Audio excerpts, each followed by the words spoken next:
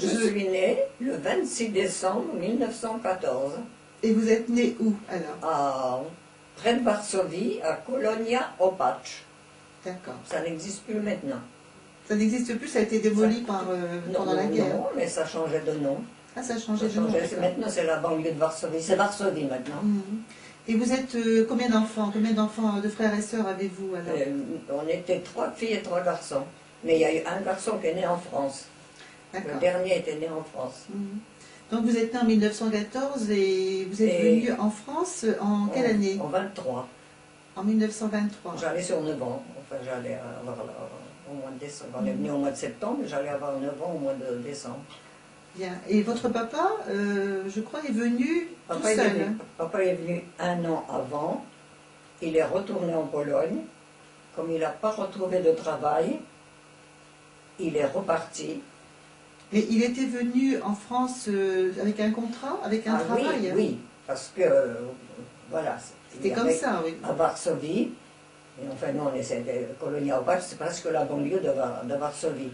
Et sur les grands magasins, sur les grands murs, on mettait des grandes affiches immenses, avec un soleil magnifique, et la mer bleue. Et c'était marqué, venez travailler en France, vous aurez tout cela.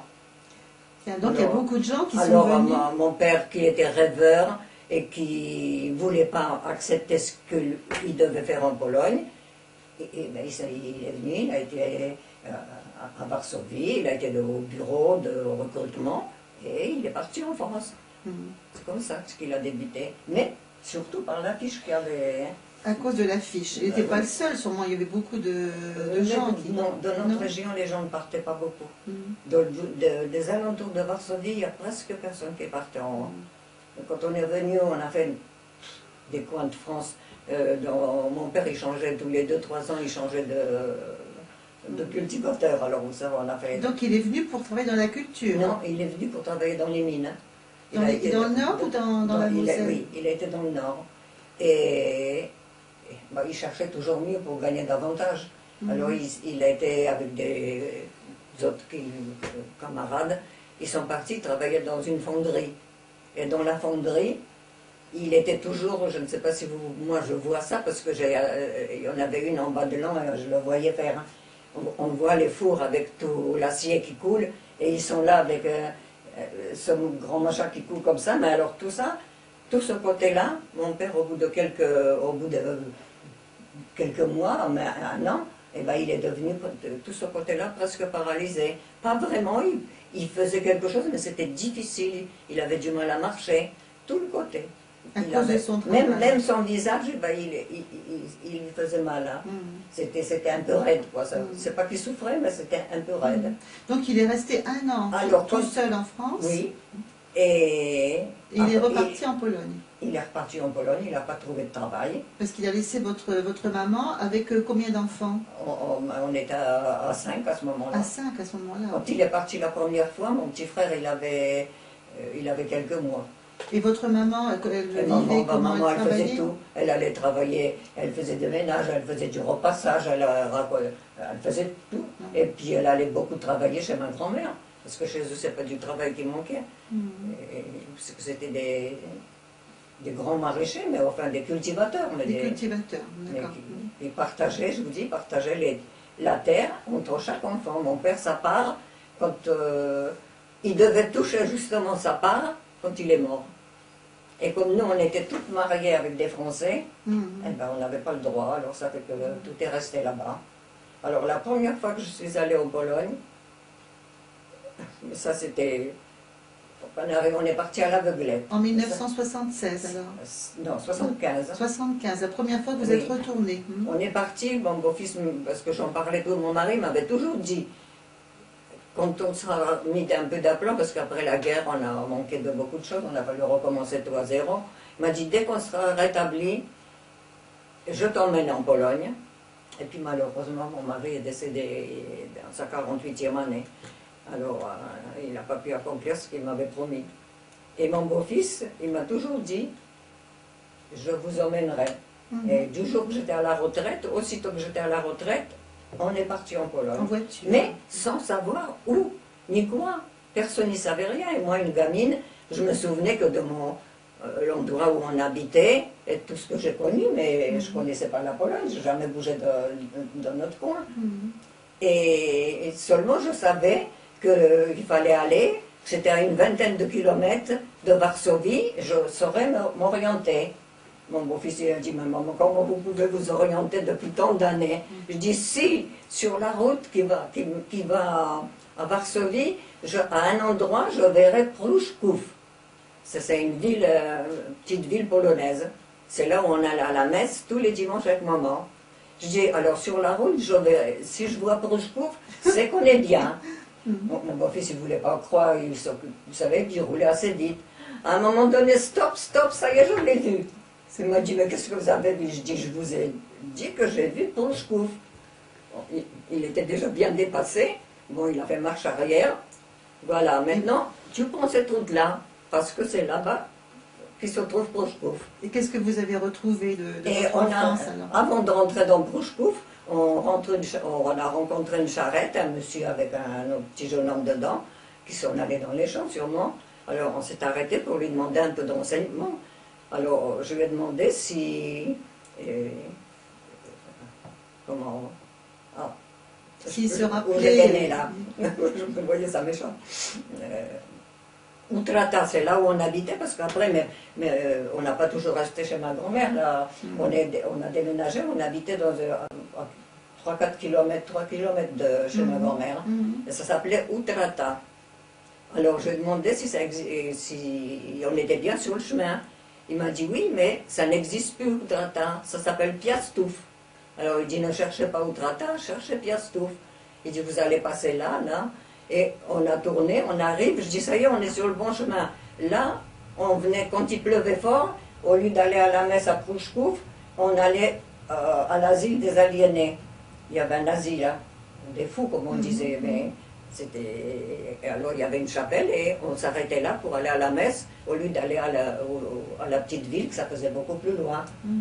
Et j'ai dit, ça y est, j'ai reconnu. Il m'a dit, mais vous avez... Ben oui, j'ai dit, je reconnais le mur et je reconnais l'entrée. C'est resté pareil. Et vous aviez quitté la Pologne en quelle année alors? Ben, en 23. En 23. Donc de 23 à 75, vous avez bien reconnu l'endroit où vous étiez né? Oui, j'ai reconnu. Et vous aviez 9 ans. Et j'avais pas Vous avez quitté la Pologne à 9 ans. Et bon, elle dit, maintenant tu continues tout droit, on doit arriver. Et là, je dis, ça y est, on y est. Ça, c'est mon école.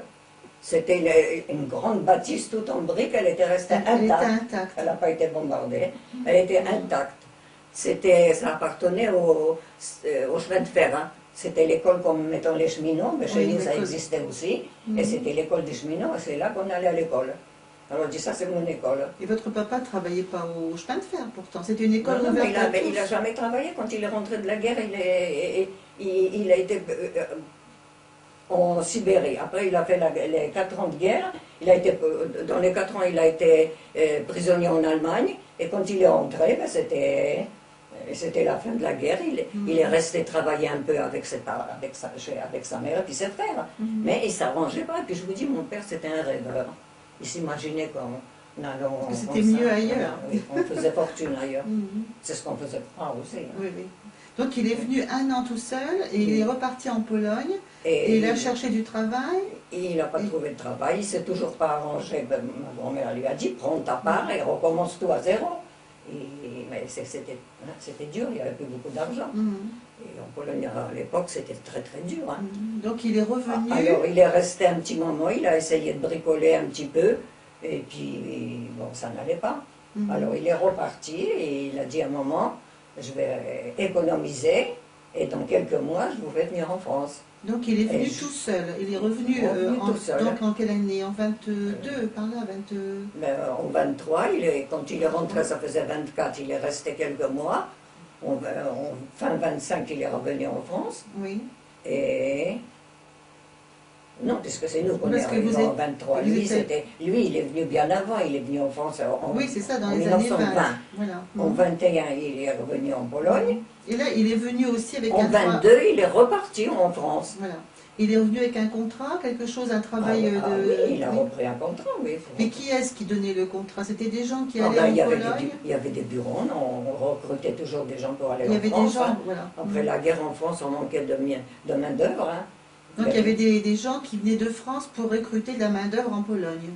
Enfin, il y avait un bureau à Varsovie, et il s'était Mhm. inscrit partout, et je vous dis, il y avait des grandes affiches sur Et est-ce qu'on acceptait les familles à ce moment-là ou est-ce qu'on prenait simplement votre... Pourquoi est-ce qu'on n'a pas pris toute la famille? Mais je pense pas que, c'était un choix de votre je ne sais part? pas si quelqu'un est parti directement avec toute sa famille. Oui, Un couple, peut-être, mais la avec plupart... des enfants, c'était pas trop... Mais je crois pas, parce que même le livre qu'on a lu là, le couple qui est venu, c'était un jeune couple. Oui, Mais ils sont venus qu'à deux, ils ont eu leurs enfants, leurs enfants, ils sont nés en c'est France. vrai, oui, c'est vrai. Et j'en connais, j'ai pas connu personne qui est venu, si, des années après. Mm. Des années après, comme Madame Rogaki, ils sont venus avec leurs enfants.